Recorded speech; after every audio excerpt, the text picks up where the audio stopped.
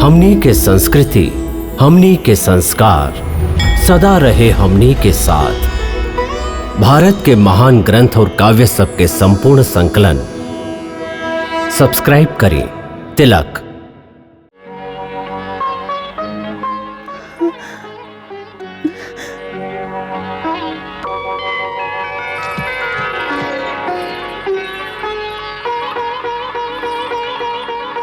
माई दुर्गा हमके आशीर्वाद दी। ऐसन मत करी नाथ, ऐसन मत करी, ऐसन मत करी नाथ।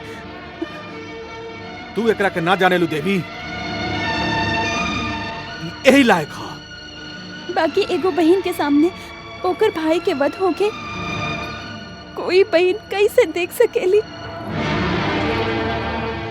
और ई धूर्त तोहरे सामने तो के वैधव्य के सौगात दिहल चाहत रहे, का तू ई देख सकत रहो? ऐसन मत कहीं कन्हैया, हम आपके अलौकिक शक्ति से परिचित रही।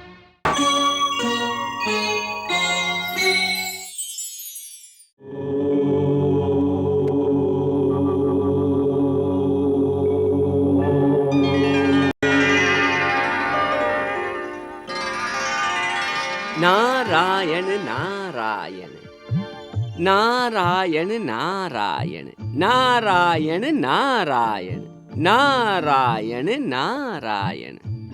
स्वागत है मुनिराज, स्वागत है। विराज जी आसन ग्रहण करें। नारायण नारायण। दीनानाथ, हम तो आपके भक्त हैं। आप अपन भक्तन के इतना मान देबेली, ये आपकी महानता है। हम अपन भक्त के मान नहीं देत, हम तो उनकर दास हैं। कहीं का आज्ञा है? आज्ञा ना प्रभु, एगो प्रार्थना करे के है। प्रार्थना? हाँ प्रभु। कहीं का चाहिए आपके? हमके तो कुछ न चाहिए प्रभु, हम तो खाली माई लक्ष्मी खातिर प्रार्थना कइल चाहत हैं। लक्ष्मी खातिर? उनका खातिर का कल चाहत हैं? प्रभु, आप तो जानत ही हैं कि माई लक्ष्मी आपके सेवा खातिर ही धरती पर रुक्मिणी के रूप में अवतार लीले हैं। हाँ, ये हम जानत हैं, अच्छा तरह से जानत हैं नारद जी। तब तो आप ई भी जानत हो खब कि आजकल वो बहुत चिंतित हैं। चिंतित? का है? का बात है? आप सर्वज्ञ होखत भी इतना भोला काहे बनत है नाथ? देखी, उनका धरती पर अवतार लिहले इतना बरिस हो गई, बाकी अबहीं तक आपके दर्शन ना भइल। फिर जब वो सुनली कि उनकर पिता उनकर स्वयंवर कइल चाहेलन, तो उनका पूरा आशा रहे कि अब मिलन के समय आ गई है। काहे कि आप स्वयंवर में आइबे करब और वो भरल सभा में आपके वरण कर ली हैं। बाकी बाकी का? बाकी अब उनकर पिता विदर्भ नरेश महाराज भीष्मक निश्चय कैले बाड़न कि स्वयंवर ना होई। असल में ये निश्चय वो अपन बड़ बेटा राजकुमार रुक्मी के डर से कैले बाड़न। बाकी राजकुमार रुक्मी अपन बहन के स्वयंवर काहे न कल चाहेलन? काहे कि वो उनकर बियाह अपन मित्र शिशुपाल से कइल चाहेलन, और वो जानेलन कि स्वयंवर में यदि आप आईली तो राजकुमारी आपके ही वरण करी हैं। यह बात के पता उनका कैसे लागल? प्रभु, वह सब जानेलन कि रुक्मिणी के मन श्री कृष्ण के प्रेम में पागल है। बाकी सगरे भाई और माता पिता इहे चाहेलन कि जहवा रुक्मिणी प्रसन्न हो उहुए ओकर बियाह कइल जाए। बाकी राजकुमार रुक्मी के आगे केहू ना बोल सकेला। आप तो जानत ही हैं प्रभु, रुक्मी के परशुराम जी के ब्रह्मास्त्र प्राप्त भइल रहे, यही से सब ओकरा से डेरालन। ऐसे देवी रुक्मिणी के मन बहुत विह्वल हो गईल है। उ सोच रहल हैं कि यदि एह समय आप उनकर उद्धार ना कैली तो वो अपन प्राण त्याग दी हैं भगवान। एकर जरूरत ना पड़ी। हम समय पर पहुंच जाए नारद जी। उनकर चिंता आप मत करी। भगवान, भक्त तो भावुक होखेला ना, ऐसे मूर्ख होखेला। ऐसे ओकरा अपन आराध्य के बहुत चिंता लागल रहेला।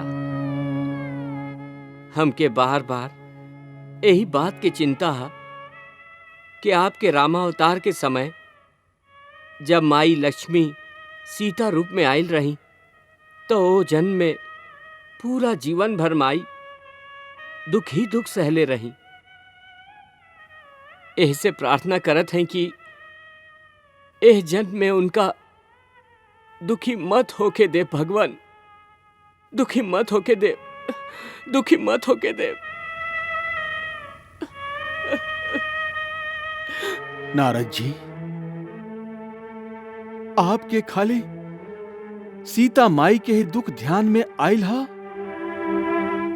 बाकी आप ई ना सोचली कि हमहू ओ जन्म में कौनो सुख ना पौली। हम त उनका से भी ज्यादा दुखी रहली। ऊ जब अयोध्या छोड़ के चल गईली तब हम राजा होखत हुए भी वही हाल में रहली जौना हाल में ऊ वन में रहत रहली। हमहू सगरे सुख के त्याग कर देले रही।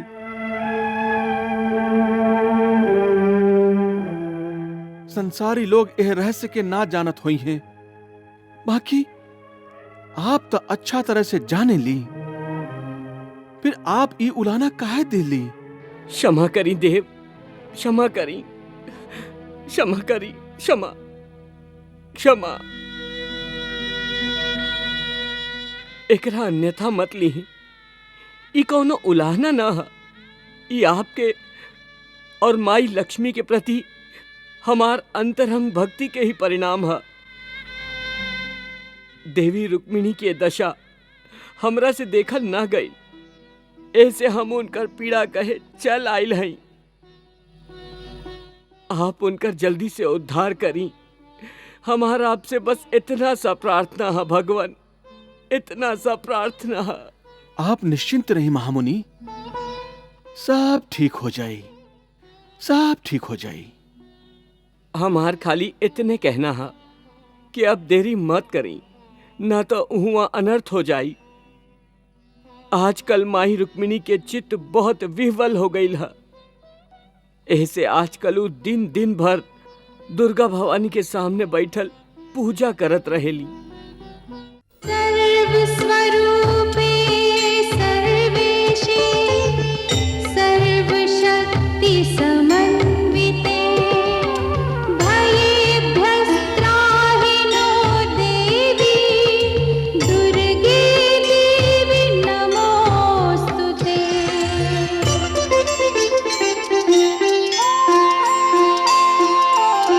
गौरी गौरांगी मैया शिव की अर्धांगी मैया, गौरी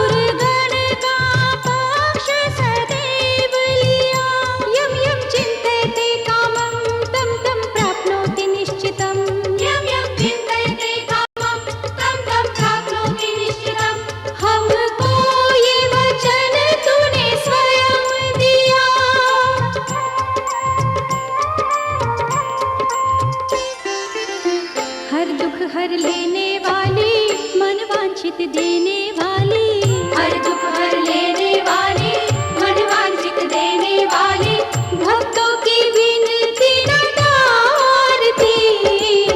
गौरी गौरांगी मैया, शिव की अर्धांगी मैया, मिलके उतारे तेरी आरती। जगदम्बे मिलके उतारे तेरी आरती। या देवी सर्वभूतेषु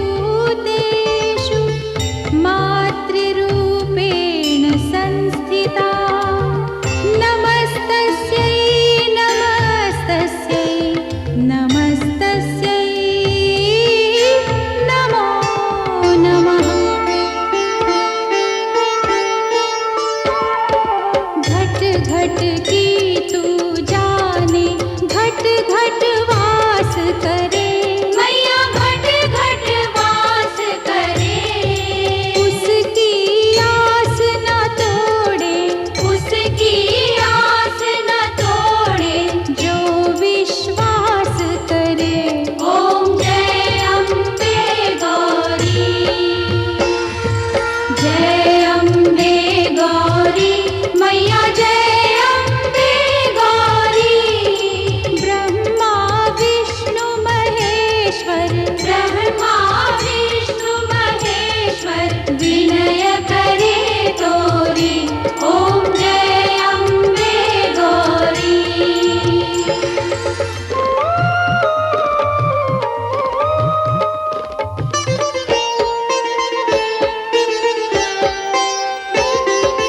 आगम निगम न जाने, भेद तेरो माता।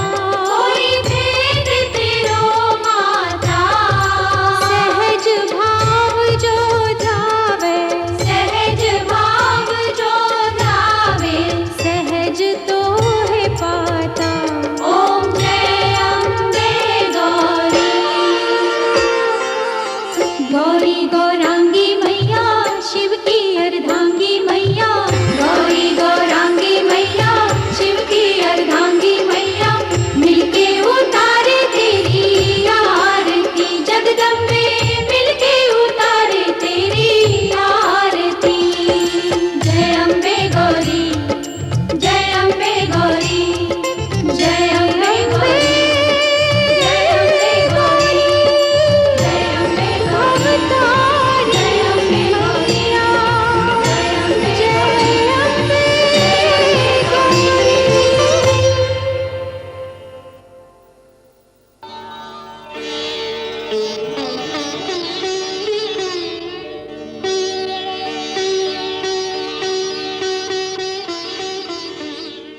रास्ता दिखाई माई, हमके हमार रास्ता दिखाई।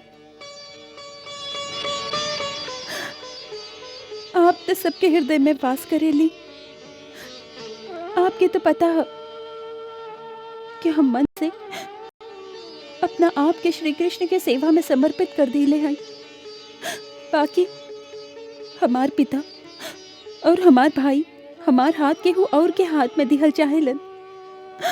ए हर जाई तो प्रेम के लाज लागेला, और ओ हर जाई तो कुल के मर्यादा के कलंक लागेला। हमार सहायता करी माई, हमार सहायता करी कि जे जन्म जन्म के साथी हैं वहाँ के श्री चरण में हमके स्थान मिले। उहे रास्ता हमरा खातिर खोल दे ही माई। हमार हाथ पकड़ के हमके ले चली माई, चाहे तो जीते जी ले चली, चाहे तो धर्मराज से कह दी कि हमरा खातिर मृत्यु के द्वार खोल देवे, जैसे हम ओह द्वार के पार करके सीधा वहां के श्री चरण में पहुंच जाए। हमार प्राण के लाज रखल आपके हाथ में है माई, आपके हाथ में है। रक्षा करी माई, रक्षा करी।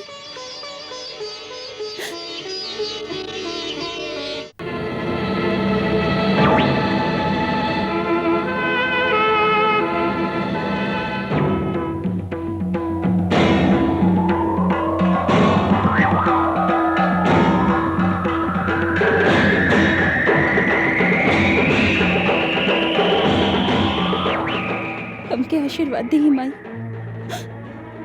हमके आशीर्वाद दी, आशीर्वाद दी,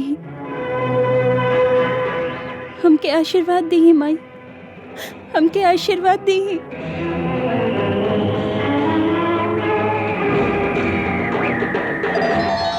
हमके आशीर्वाद दी।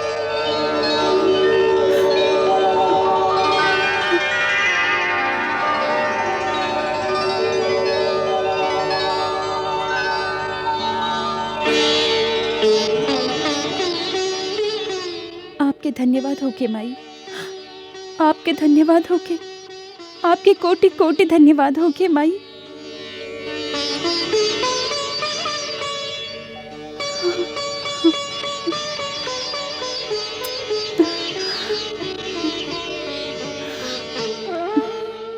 आपके धन्यवाद होके।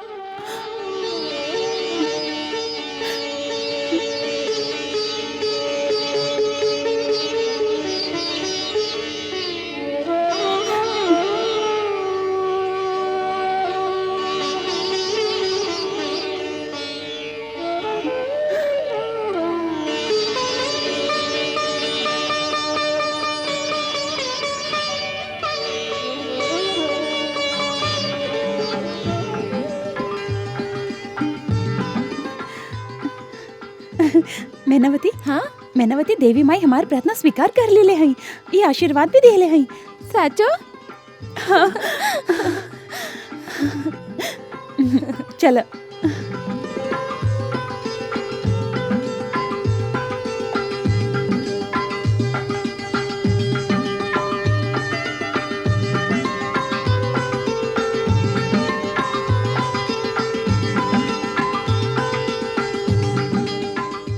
चला सारथी।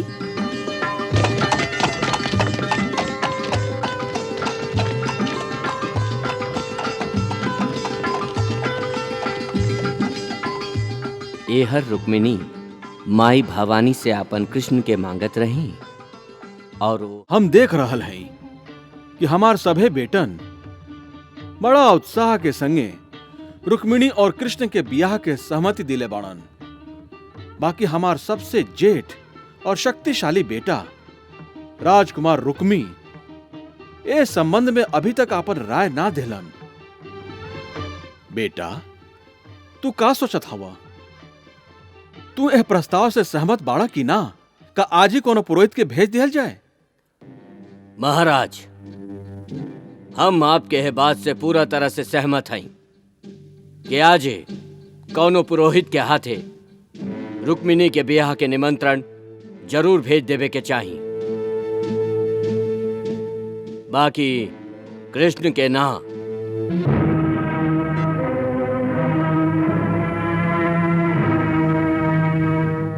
तो फिर केकरा के? शिशुपाल के। शिशुपाल के? शिशुपाल के? शिशुपाल? शिशुपाल? हाँ, शिशुपाल के। तम घोष के बेटा शिशुपाल के बात कहताड़ा? हाँ पिताजी, ओकरे बात कर रहल हैं।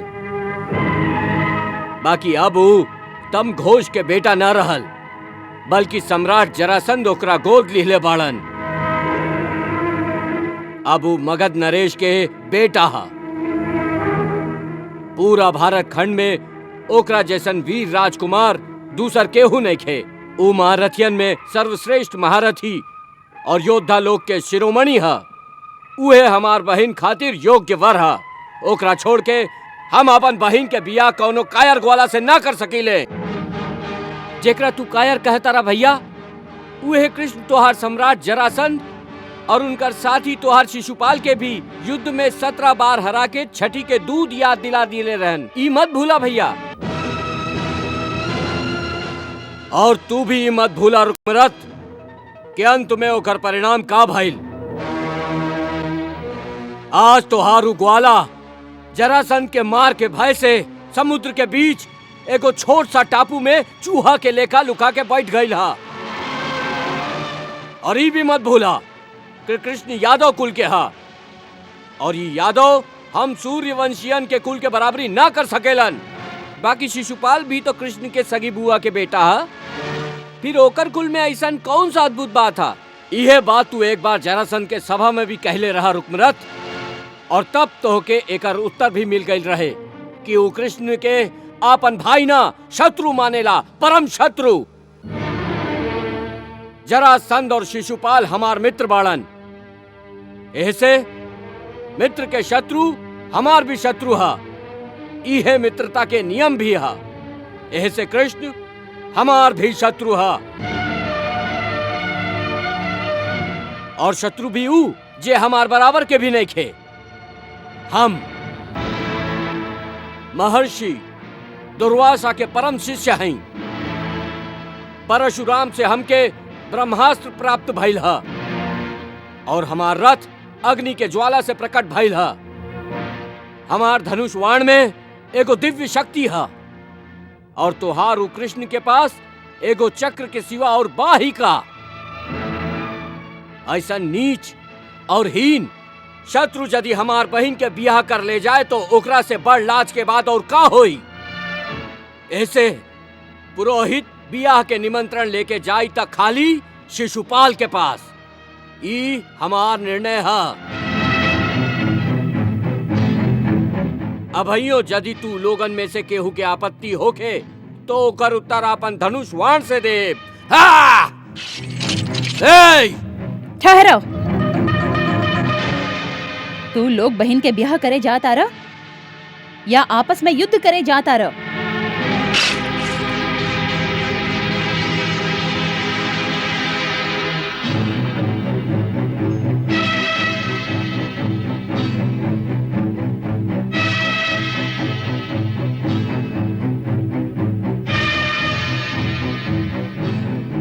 बड़ भाई पिता के समान होखेला, और पिता जे तरह कौनो निर्णय करे से पहले बेटी के मन के टटोल के देखेला, ओही तरह तोहार कर्तव्य नहीं के कि आपन बहन के मन के टटोला।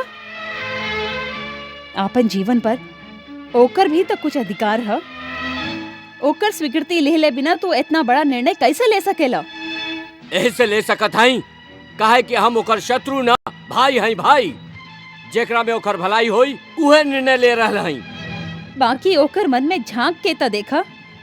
लइकियन के मन तो मूर्ख होखेला माई, मूर्ख। वो बहुत जल्दी भावना में बह जाली, आगे पीछे कुछ न सोचेली। केकरो से केहू के प्रशंसा सुन लीली, बस बसा लीली ओकरे हृदय में। ऐसने रुक्मिणी के संगे भइला। ऊ लोगन से कृष्ण के चमत्कार की चर्चा सुन के सब सच समझ लीले हई। ऐसा मूर्ख लइकियन के जीवन के मूल तथ्य से अवगत करावल माई के कर्तव्य है, और ई दायित्व हम आप पर छोड़त हई। आप ओकरा समझाई कि हम जे कर रहा हई ओकर भलाई खातिर कर रहा हई। हमके पूरा विश्वास है कि वो सुशील है, कुलीन है, कुल के मर्यादा के विरुद्ध कौनो भी बात ना करी। एकर ई अर्थ तो नहीं खे कि वो लज्जावश कुछ बोली ना।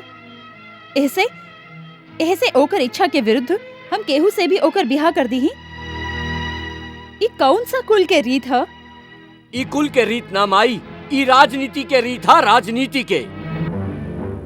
और राजनीति ई कहेली कि राजकुमारन और राजकुमारियन के बियाह खाली थोथा भावना के बल पर ना, बल्कि राजनीतिक संतुलन के दृष्टि से ई निर्णय लिहल जाला। एगो शक्तिशाली दूसर शक्तिशाली से संबंध करके ही अपन शक्ति बढ़ा सकेला, कोनो कायर ग्वाला से संबंध बना के ना। ई ओकरा समझा दी और अच्छा तरह से समझा दी।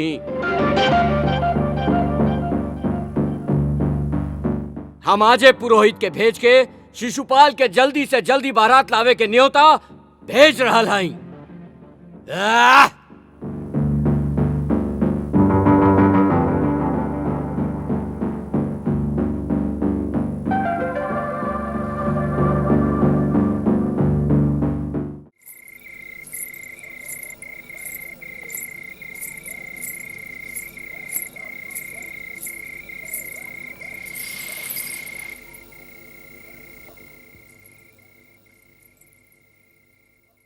कुलगुरु के श्री चरण में दासी के प्रणाम स्वीकार होखे। तोहार कल्याण होखे बेटी। आसन ग्रहण कर।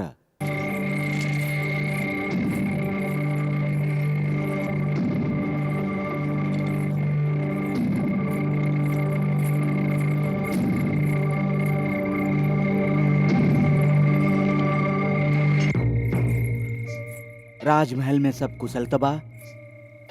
जी गुरुदेव।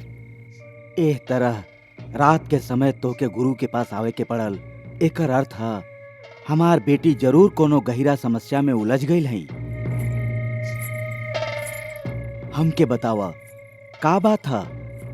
यदि कोनो गंभीर विषय पर तुहार मन में कोनो दुविधा है और मन कोनो निर्णय ना ले पा रहल है तो हमके बतावा।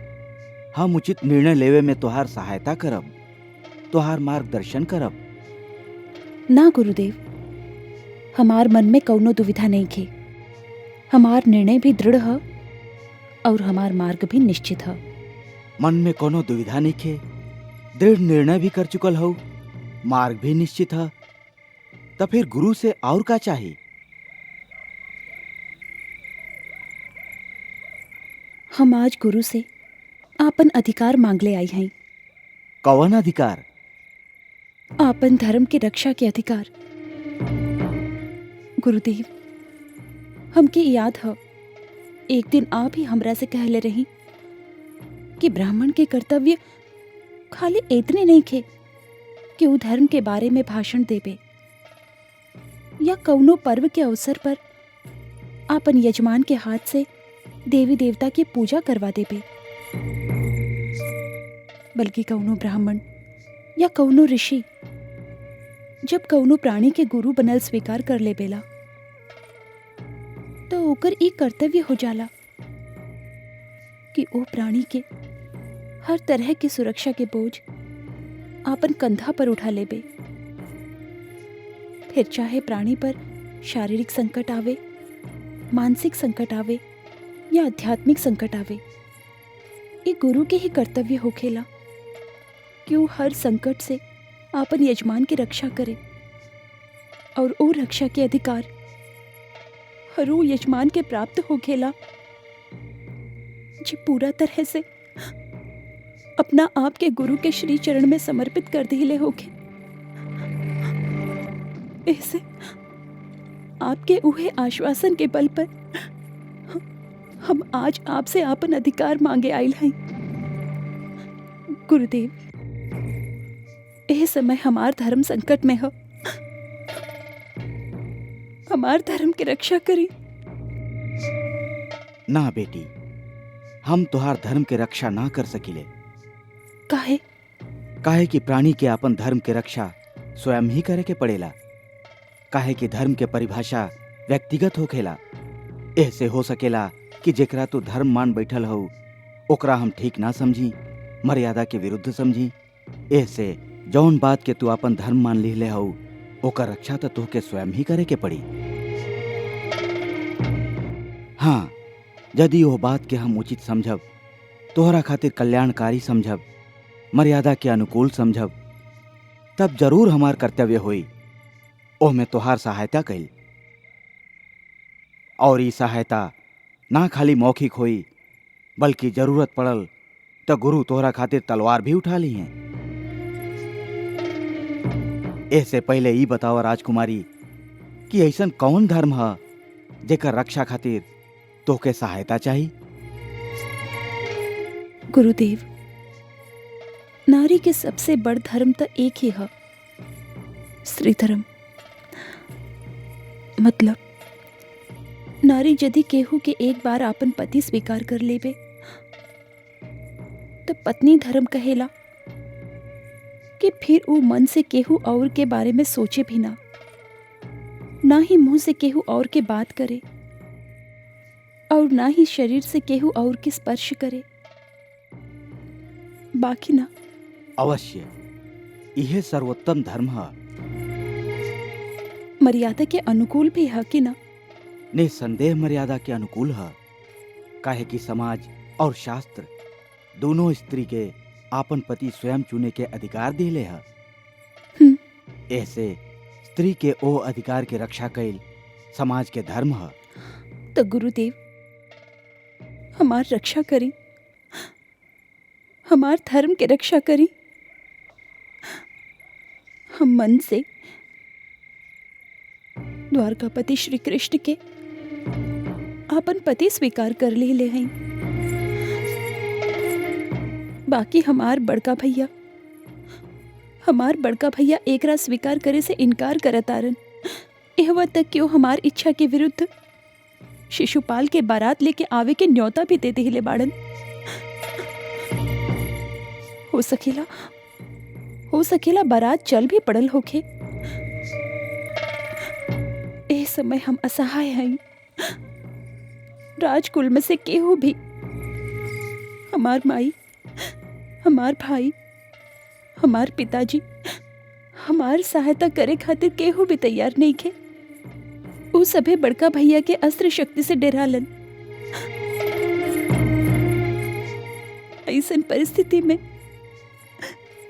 जब केहू शस्त्रधारी हमार सहायता करे खातिर तैयार नहीं खे, एगो अबला कन्या एगो धर्म के अधिकारी के पास सहायता मांगे आइल हई।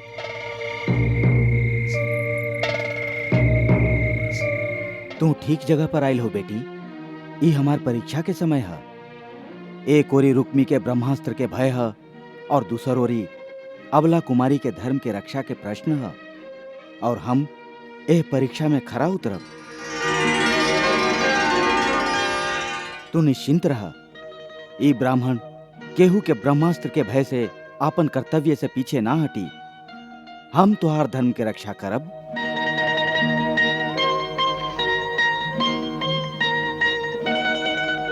हमके आपसे यही आशा रहे गुरुदेव, हमके आपसे यही आशा रहे। अब हमके एगो प्रश्न के उत्तर द। एह परिस्थिति में श्री कृष्ण के का रवैया है? ऊ का कहेलन?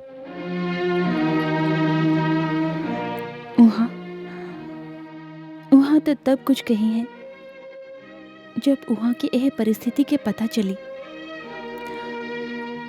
वहाँ के तो अभी तक ये भी नहीं के पता कि हम मने मन वहाँ के वरण कर ली हैं। उनका ये भी पता नहीं है? ना गुरुदेव। बड़ा विचित्र परिस्थिति है। एक ओरी प्रेम पूर्ण समर्पण के परम सीमा पर पहुंच चुकल है, और श्री द्वारिकाधीश के आभास तक नहीं खे। तो सबसे पहले उनका यह बात से अवगत करावे के पड़ी जी। और यदि उनका ये नाता स्वीकार ना भइल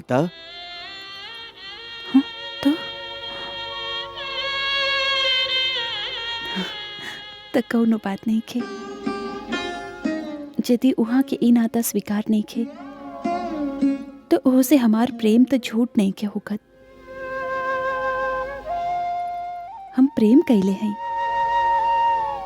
हम अपन सब कुछ वहाँ के श्री चरण में समर्पित कर देले हैं। अब वहाँ एकरा ना स्वीकारे तो ये वहाँ की इच्छा। ऐसे हमार संकल्प झूठ ना हो जाला। गुरुदेव, जे जीवन वहाँ के नाम कर देले हैं, यदि ओकरा वहाँ ना स्वीकारे तो यह जीवन के समाप्त करे में देर ही कितना लागी। कौनो पराया पुरुष के आलिंगन करे से पहले हम मृत्यु के आलिंगन कर ले। यह हमार धर्म है।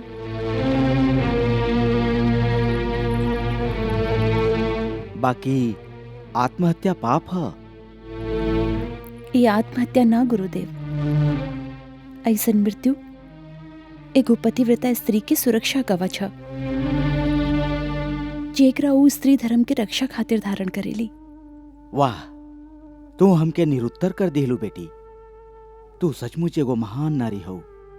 तुहार भावना महान है, तुहार प्रेम पवित्र और महान है। हम तोके नमस्कार करत हई। बोला देवी, हमके का करे के हुई?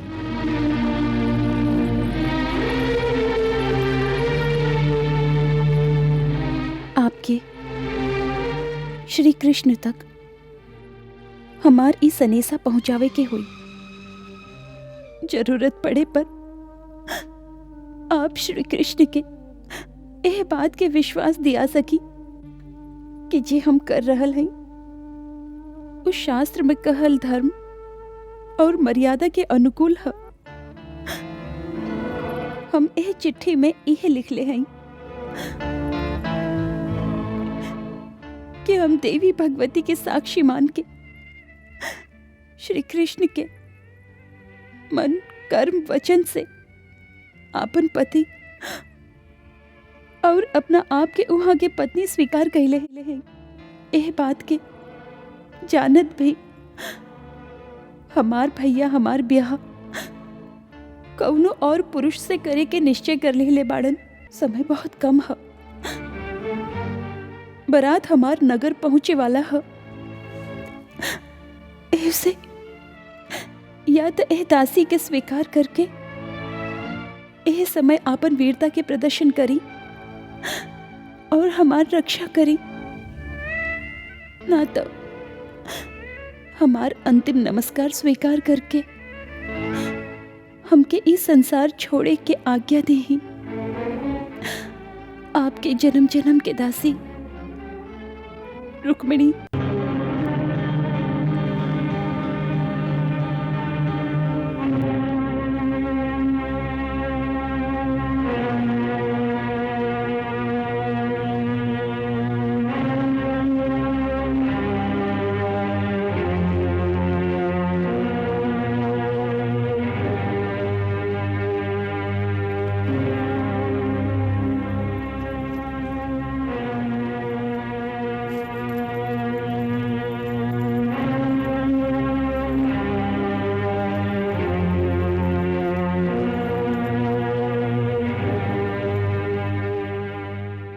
प्रभु, आप कौन सोच में पड़ गए नी? हम कोनो सोच में नहीं पड़ल गुरुदेव। हम तो खाली आपन कार्यक्रम निश्चित कर रहे हैं। एक चिट्ठी में लिखल है कि शिशुपाल के बारात कुंडिनपुर पहुंचे वाला है और हम अभी तक यह में द्वारका में हैं। यह सोच रहा हैं कि वहां ठीक समय पर पहुंचे खातिर हम कौन सा वाहन प्रयोग करें। और दूसर बात यह है कि राजकुमारी रुक्मिणी यह समय अपन अंतरंग महल में हुई हैं। ऐसे उनका के लावे खातिर हमके विदर्भ नरेश के रंग महल तक जाए के हुई।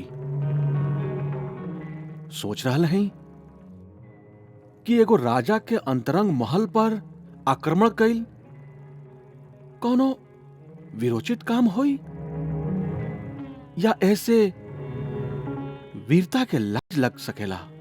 आप ही सोचत रही और हम यह चिंता में रही कि कहीं आपके मन में राजकुमारी रुक्मिणी के स्वीकार करे में कोनो दुविधा तो नहीं खे?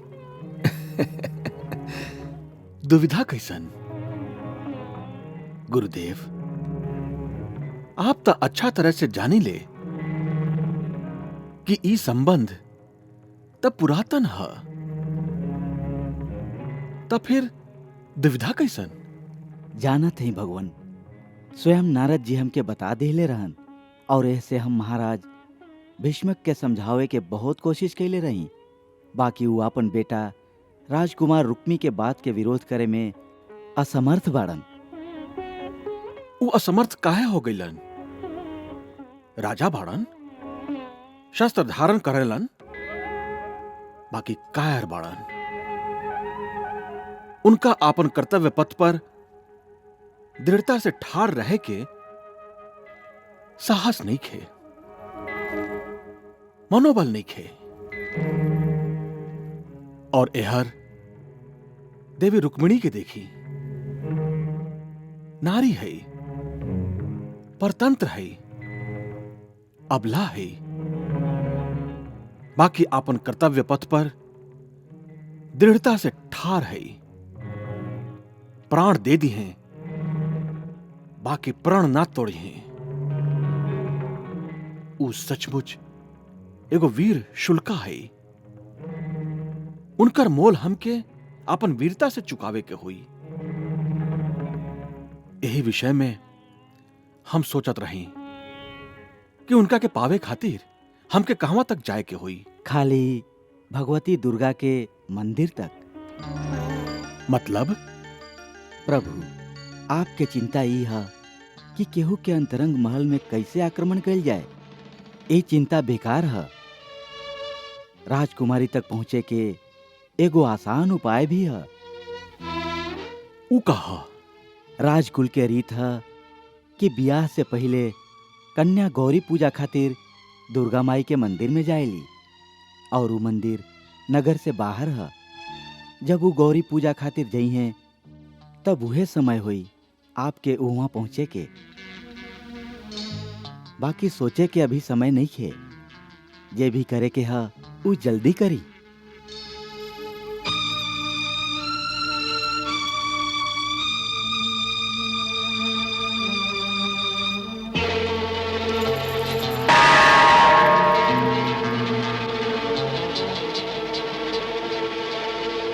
जा हमार साथी दारू के नींद से जगावा और कहा कि तुरंत हमार रथ तैयार कर दें, और उनका पास जो सबसे तेज और शीघ्रगामी घोड़ा होखे उनका हमरा रथ में जोतें।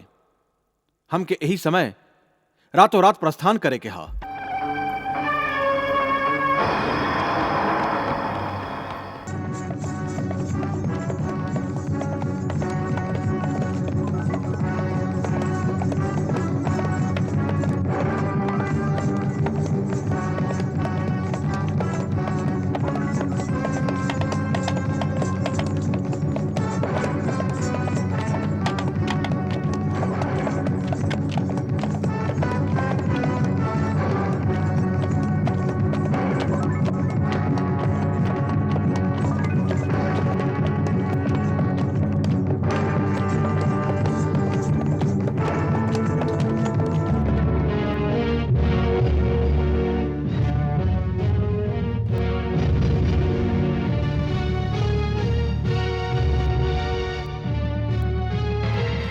रातों रात अकेले ही रथ में सवार होकर द्वारका से बाहर चल गईलन, और हमके केहू बतौलस तक ना। जब वो अपन सारथी के बुलावा भेजले रहन तबे हमके सूचना मिले के चाहत रहे। तबे आखिर उनकर सुरक्षा के उत्तरदायित्व हमरा पर है। और तू लोगन उनका अकेले जाए कैसे दिला? कैसे जाए दिला? कोनो सुरक्षा सैनिक या कोनो घुड़सवार भी ना रहे उनका संगे।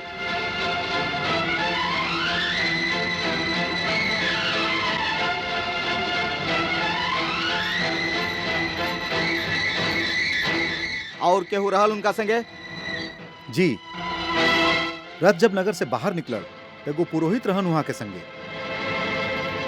पुरोहित? के पुरोहित कहवा से आयल रहन? वो उनका से महल में मिलल रहन या बाहर? जी, हम नहीं जानत।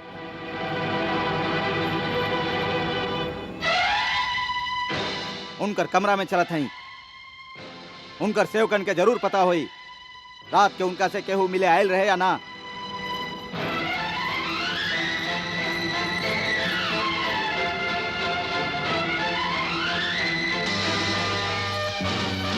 बोला वो सब सेवक सेविका के, सबके बुला के पूछा।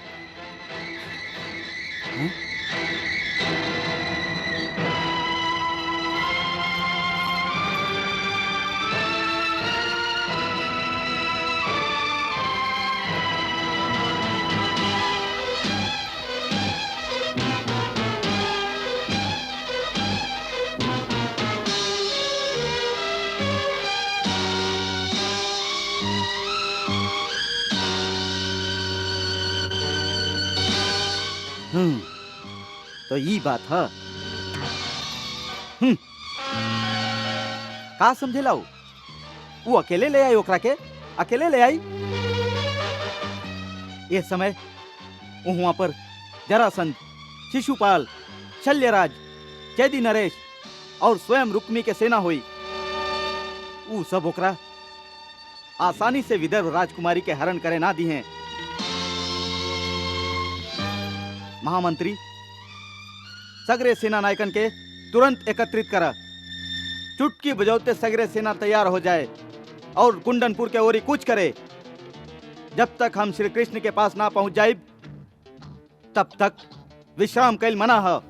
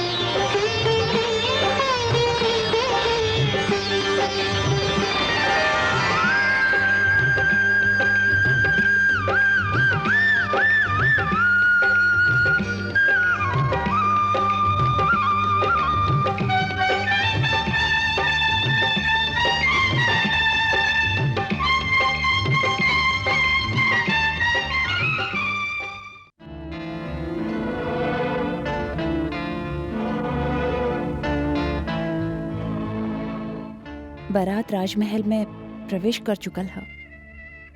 गुरुदेव के कौनो संदेशा आइल ना। महारानी जी कहले हैं कि आपके श्रृंगार आरंभ कइल जाए।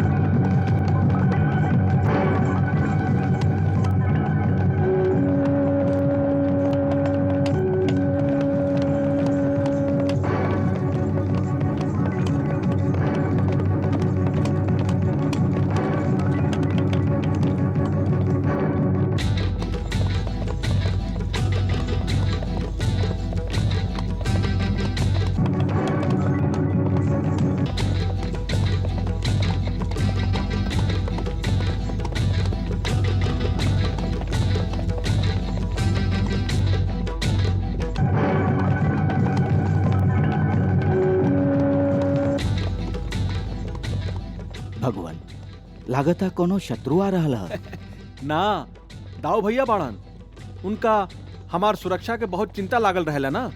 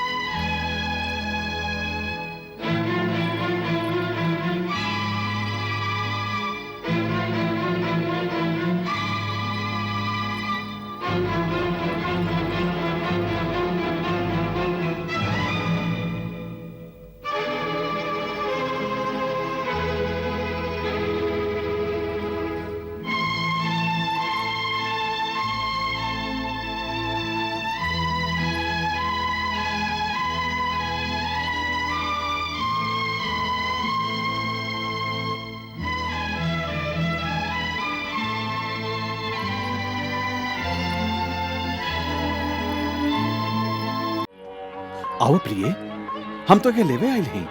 आवा।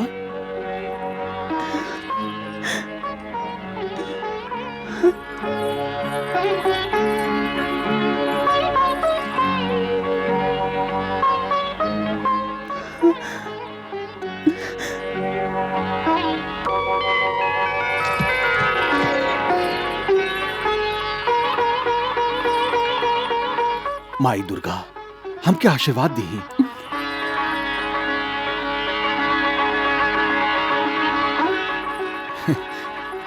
चला दारुक। जे आज्ञा। पीछा करो। आवा, चला चला।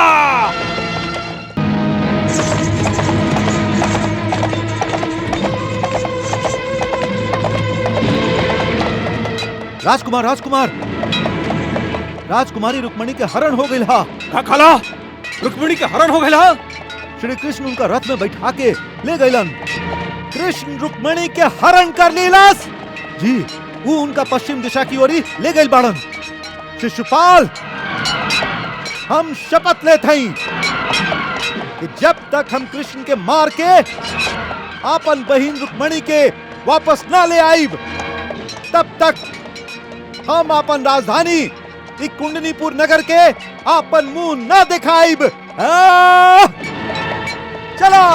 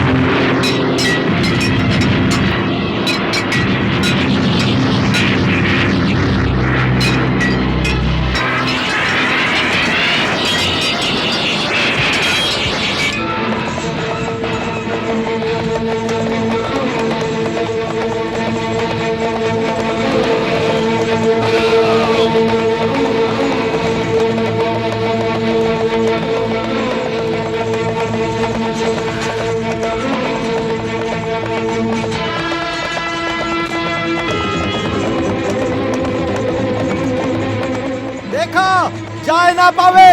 पकड़ा पकड़ा।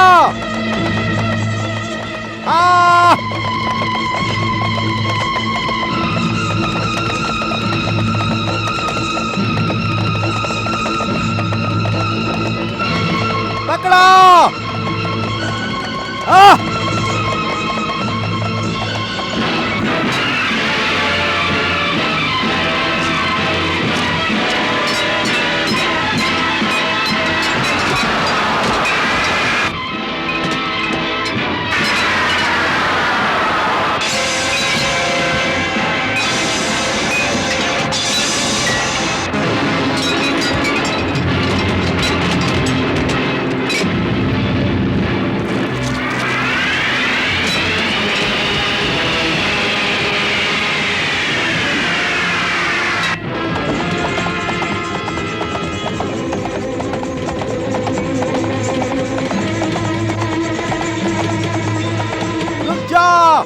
रुक जा कृष्ण, रुक जा, रुक जा। ठहर जो दुष्ट, ठहर जो।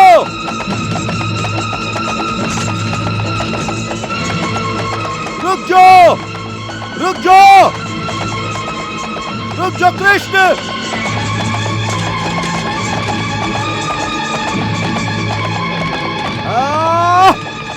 ठहर जो दुष्ट, ठहर जो। रुका सारथी, रुका। ठहर जो।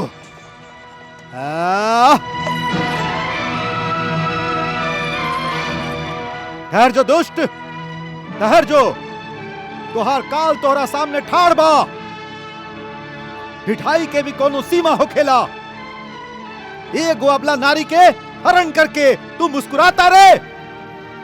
काहे कि ये मुस्कुराए के ही समय है। अभई अभई हमार ब्याह जे भइल है। कैसन बियाह और के कर बियाह, ये शास्त्रोक्त नहीं खे। तू अपहरण करता बाड़ा, तू अपहरण कैले बाड़ा। अपहरण अपहरण तो ओकरा के कहल जाला जे केकरो इच्छा के विरुद्ध होखे। हमार और हमार परिवार के केहू भी सदस्य के इच्छा न रहे कि रुक्मणी के बियाह तोहरा संगे कैल जाए। केहू के ना रहे, बाकी एगो के तरह है। बाकी तो के ये मालूम रहे कि रुक्मणी शिशुपाल के होखे वाली पत्नी हा। और तोहके भी मालूम रहे कि तोहार बहिन हमरा से प्रेम करेली, शिशुपाल से ना। तू जबरदस्ती ओकर प्रेम के हत्या कल चाहत रहा। ई मत भुला कि नारी केकरा से ब्याह कल चाहेली, एह बात के निर्णय करे के अधिकार शास्त्र खाली नारी कह दिले हा। बाकी राजनैतिक और वैवाहिक संबंध खाली पुरुषन के इच्छा पर निर्भर होखेला। बाकी आपन जीवन के बारे में निर्णय करे के अधिकार तक सृष्टि के हर प्राणी के हा। तू बेकार के तर्क देता रहा कृष्ण। हम तो से फिर कहत हई कि ये बियाह ना रहे। ऐसे रुक्मणी के अभइयो छोड़ दा। हम तोहार अपराध के क्षमा करके तो के जीवित छोड़ दे। तू क्षत्रियन के इतिहास भुला रहल बाड़ा रुक्मी।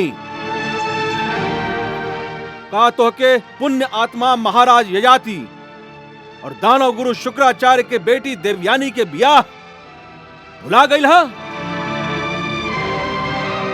इतिहास के सहारा तक नपुंसक लेबेलन, नपुंसक। तोहार कायरता था गुर्जराता के युद्ध में ही महाराज जरासंध सिद्ध कर चुकल बाड़न। जब तू युद्ध छोड़ के भाग गई रहा। रुक्मी, आपन जबान के संतुलित करा, ना तो जे बात शास्त्र ना तय करेला उनका शस्त्र करेला। हाँ? हम कितना देरी से तो के युद्ध खातिर ललकार रहल हई और तू अभइयो क्षत्रिय होके के दम भरता रहा। आवेश में जे संतुलन खो देबेलन वो कभी क्षत्रिय ना हो सके। तो फिर हमार शस्त्र के परिचय काहे ना लेबेला यादव पुत्र। केहू केकरो भाग्य के ना बदल सकेला। यदि तुहार मृत्यु हमरा हाथ से लिखल हा तो ऊ होई। दम्भी कृष्ण, द्वारिका यहाँ से बहुत दूर है और यम के द्वार तुहार माथा पर है।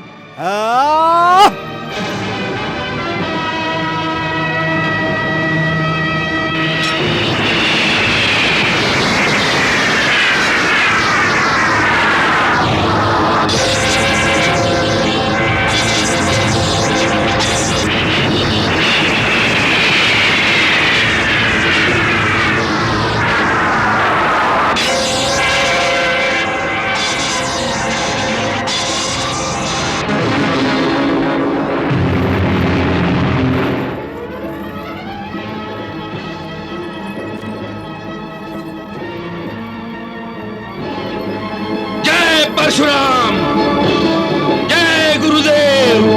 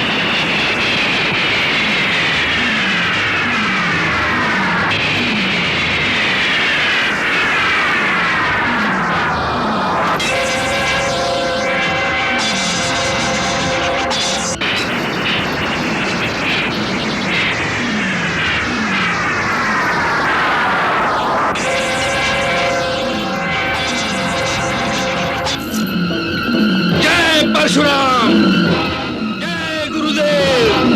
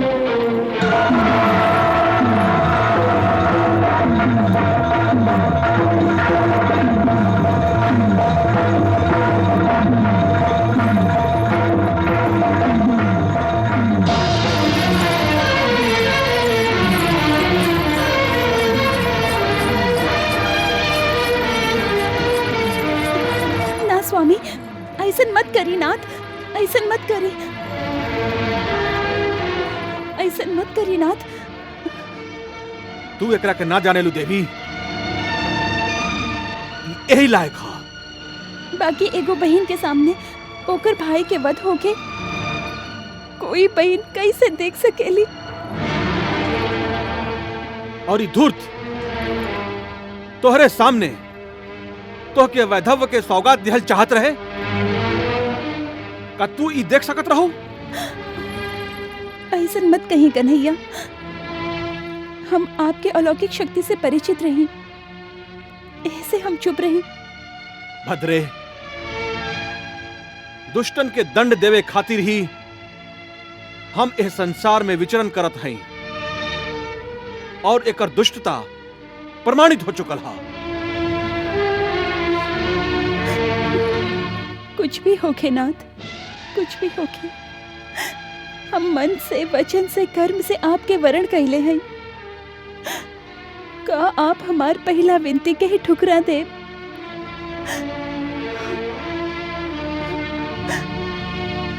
जा सुदर्शन जा, ए समय खातिर तुहार काम पूरा भइल।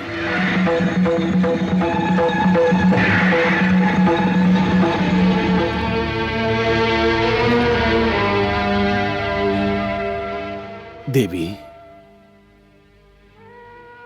हम तो के पत्नी से ज्यादा अपन प्रेमिका मानी ले, और प्रेमिका के आदेश के कौनो प्रेमी ना ठुकरा सकेला।